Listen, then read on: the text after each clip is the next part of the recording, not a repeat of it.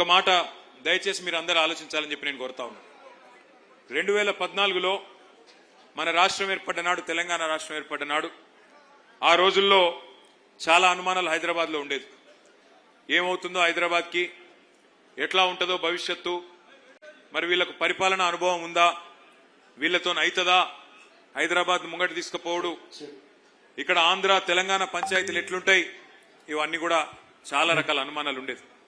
కానీ 10 ఏళ్లు కేసీఆర్ గారి పరిపాలనలో పేదవాళ్ళు, ఏ ప్రాంతం వారైనా సరే పేదవాళ్ళు మరి బ్రహ్మాండంగా సుఖంగా సంతోషంగా ఆనందంగా ఉండే పరిస్థితి ఉండే తప్ప ఏనాడు ఎవరిని ఇబ్బంది పెట్టలేదు అనే మాట కూడా నేను మీకు గుర్తు చేస్తా ఉన్నా.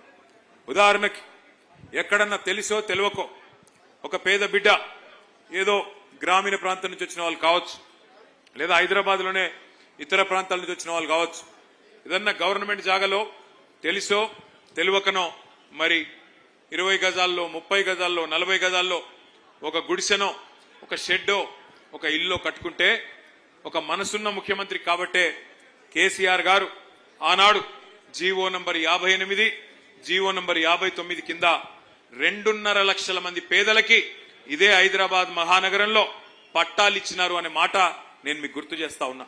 1 కాదు 2 కాదు, 2.5 లక్షల మంది పేదలకి పట్టాలు ఇచ్చిన మహానాయకుడు కేసీఆర్ గారు.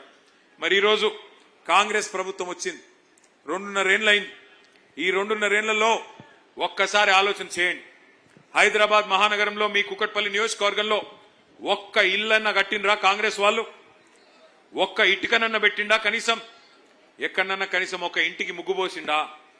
ఇందిరమ్మ రాజ్యం, ఇందిరమ్మ రాజ్యం, ప్రజాపాలన, ఇందిరమ్మ ఇండ్లు, ఇవన్నీ డైలాగులు. కానీ ఏం చేస్తున్నది ఇందిరమ్మ రాజ్యం?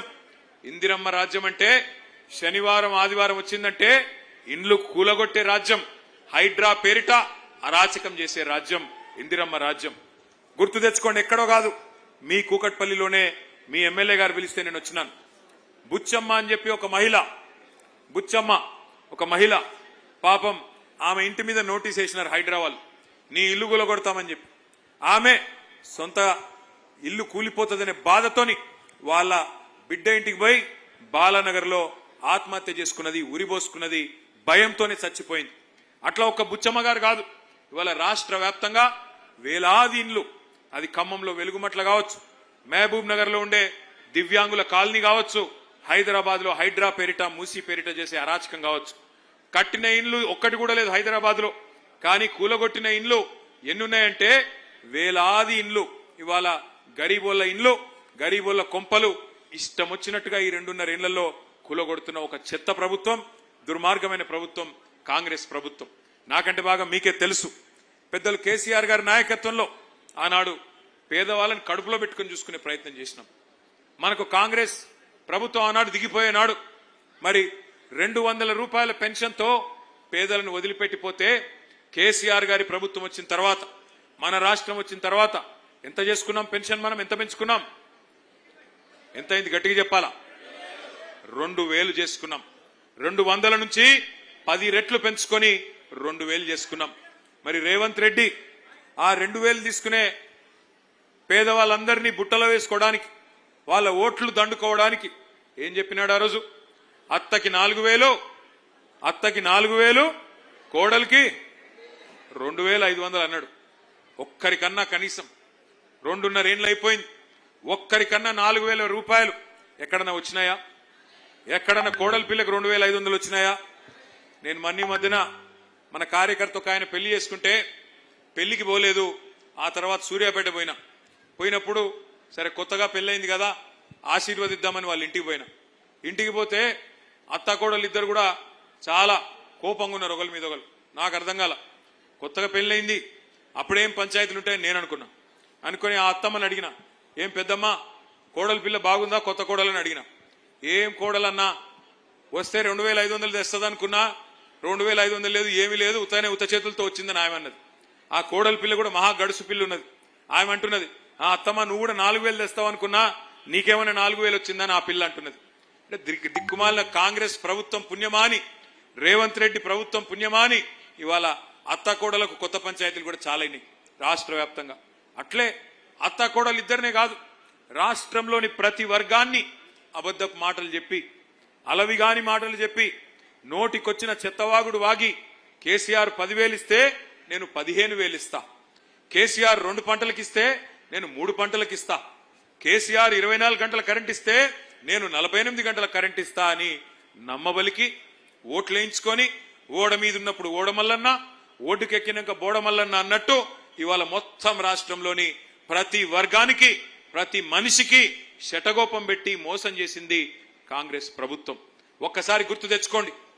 ఇదే కుకట్పల్లిలో ఆనాడు కేసీఆర్ గారు ముఖ్యమంత్రి కాకముందు మంచినీళ్ళకి ఎన్ని తిప్పలుంటుండే ఒక్కసారి గుర్తు తెచ్చుకోండి. ట్యాంకర్లు, బిందెల ప్రదర్శనలు, ఎండాకాలం వచ్చిందంటే జలమండలి ముందు ఖాళీ కుండలు ఖాళీ బిందెలతోని మా ఆడబిడ్డలు పోయి ఆనాడు పీజేఆర్ గారి నాయకత్వంలో ధర్నాలు చేసిన దుస్థితి ఉండేనా లేదా ఒక్కసారి గుర్తు తెచ్చుకోండి. కానీ అదే కేసీఆర్ గారు వచ్చిన తర్వాత ఎంత బ్రహ్మాండంగా రూపాయికే నల్లా కనెక్షన్ ఇచ్చి 20,000 లీటర్లను ఉచితంగా ఇచ్చి శివారు ప్రాంతాలలో దాదాపు వేలాది కోట్ల రూపాయలు ఖర్చు పెట్టి మీ మంచినీళ్ల గోస తీర్చిన మాట నిజమా కాదా ఒక్కసారి గట్టిగా చప్పట్లతో కేసీఆర్ గారికి చెప్పాలని చెప్పి నేను కోరుతా ఉన్నా. కేసీఆర్ ప్రభుత్వం రాకముందు ఏ అపార్ట్మెంట్కి పోయినా డీజిల్ గబ్బు, జనరేటర్లు, ఏ చిన్న దుకాణానికి పోయినా ఇన్వర్టర్లు, ఎండాకాలం వచ్చిందంటే పంకా కూడా తిరగలేని పరిస్థితి. కానీ అదే కేసీఆర్ ప్రభుత్వం వచ్చినాక సంవత్సరం తిరగకుండానే 24 గంటల కరెంట్ ఇచ్చిన మాట వాస్తవమా కాదా? ఇచ్చిన మాట వాస్తవమా కాదా? నేను ఇవాళ మీ అందరికీ కూకట్పల్లిలో వాగ్దానం చేస్తా ఉన్నా, మళ్ళీ తిరిగి వచ్చేది 2028లో ముమ్మాటికి గులాబీ జెండానే వస్తుంది, కేసీఆర్ గారు ముఖ్యమంత్రి అవుతారు. నేను మీకు వాగ్దానం చేస్తా ఉన్నా, మీ ఎమ్మెల్యే గారు ముందే చెప్తా ఉన్నా, 24 గంటల కరెంట్ ఎట్లా అయితే ఇచ్చామో హైదరాబాద్ మహానగరంలో 24 గంటలు మంచినీళ్ళు ఇచ్చే బాధ్యత కూడా నాది అని చెప్పి నేను విజ్ఞప్తి చేస్తా ఉన్నా. తప్పకుండా ఇది చేసి చూపెడతా అని చెప్పి కూడా మా ఆడబిడ్డలందరికీ నేను వాగ్దానం చేస్తా ఉన్నా. అనుకుంటే అసంభవం ఏమీ కాదు. 65 ఏళ్లు కాంగ్రెస్ వాళ్ళు కరెంటు కూడా ఇవ్వలేకపోయినారు. వ్యవసాయానికి కరెంట్ ఇవ్వలేదు, హైదరాబాద్ లో ఇళ్లకు కరెంట్ ఇవ్వలేదు, ఆఖరికి పరిశ్రమలకు కరెంట్ ఇవ్వకపోతే వారానికి 3 రోజులు మా కుత్బుల్లాపూర్ లో శివారు ప్రాంతాల్లో ఉండే మరి పరిశ్రమలు మూత పెట్టుకునే పరిస్థితి. అందుకే నేను మీకు చెప్తా ఉన్నా, 24 గంటల కరెంట్ ఇచ్చింది కేసీఆరే, రేపు మళ్ళీ 24 గంటల నీళ్లు హైదరాబాద్ మహానగరంలో ఇవ్వబోయేది తిరిగి మళ్ళీ కేసీఆర్ అనే మాటను మీకు విజ్ఞప్తి చేస్తా ఉన్నా. తప్పకుండా ఇచ్చి మీ మనసు గెలుచుకుంటామని చెప్పి కూడా విజ్ఞప్తి చేస్తా ఉన్నా. 1, 2 కాదు, ఒక మంచి నీళ్లు కరెంటు మాత్రమే కాదు, హైదరాబాద్ లో ఎన్ని పనులు చేసుకున్నాం మనం. కరోనా వస్తే ఆ రోజు మూతికి బట్ట కట్టుకొని మూతికి మాస్క్ వేసుకొని ఎవరి ఇళ్లలో వాళ్ళు కూర్చునే ఒక దయనీయమైన పరిస్థితి. అది చూసిన తర్వాత కేసీఆర్ గారు ఆలోచన చేసి ఈ పరిస్థితి మళ్ళీ భవిష్యత్తులో ఎప్పుడన్నా వస్తే మన పిల్లలకు మన బిడ్డలకు ఈ పరిస్థితి మళ్ళీ తలెత్తకూడదు, ఇట్లాంటి దరిద్రమైన పరిస్థితి గుర్తు తెచ్చుకోండి ఒకసారి. వెంటిలేటర్ల కోసం పైరవీలు, ఆక్సిజన్ బెడ్స్ కోసం పైరవీలు, ఆక్సిజన్ కాన్సన్ట్రేటర్ కావాలన్నా అని దండం పెట్టుకునే పరిస్థితి ఎమ్మెల్యేలకి నాయకులకి. ఆ పరిస్థితి మళ్ళీ రావద్దని చెప్పి కేసీఆర్ గారి నాయకత్వంలో ప్రతి బస్తీలో ఒక బస్తీ దవాఖానా పెట్టుకున్నాం. బస్తీ దవాఖానాలు 350 బస్తీ దవాఖానాలు. ఏ చిన్న గోలికి కూడా ఏ చిన్న మందు బిల్లకు కూడా రూపాయి ఇచ్చే అవసరం లేకుండా ఉచితంగా ఆ కార్యక్రమం. అట్లాగే డయాగ్నోస్టిక్ పరీక్షలు, డి హబ్ పేరిట డయాగ్నోస్టిక్ పరీక్షలు, 24 రకాల వైద్య పరీక్షలు ఉచితంగా చేసుకున్నాం. అట్లాగే హైదరాబాద్ అంటే ఒకనాడు గాంధీ, ఉస్మానియా, నిమ్స్ ఈ 3 తప్ప ఒక్క కొత్త ఆసుపత్రి కూడా కట్టలేదు 65 ఏళ్లలో గతంలో ఉన్న ప్రభుత్వాలు. ఒక్కటంటే ఒక్క ఆసుపత్రి కూడా కట్టలే. అప్పుడెప్పుడో స్వాతంత్రం రాకముందు నిజాం నవాబు కట్టిన గాంధీ, ఉస్మానియా, అదేవిధంగా Nizam's institute of medical sciences NIMS Panjagutta, ఈ 3 తప్ప హైదరాబాద్ లో ఒక్క కొత్త ప్రభుత్వ దవాఖాన కూడా 65 ఏళ్లలో ఏ ప్రభుత్వం కట్టలేదు. అదే మన నాయకుడు కేసీఆర్ గారు హైదరాబాద్ లోని పేద ప్రజల కోసం 1 కాదు 2 కాదు 4 TIMS hospital, Telangana institute of medical sciences, ఒక్కొక్కటి 1000 పడకల ఆసుపత్రి సనత్ నగర్ లో, ఎల్బీ నగర్ లో, అల్వాలలో, గచ్చిబౌలిలో, ఉత్తరం, పశ్చిమం, దక్షిణం, తూర్పు అన్ని వైపులా 4 వైపులా 4000 కొత్త పడకలు, అందులో 3వ వంతు ఐసీయూ, ఈ రకంగా ఏర్పాటు చేయడం జరిగింది.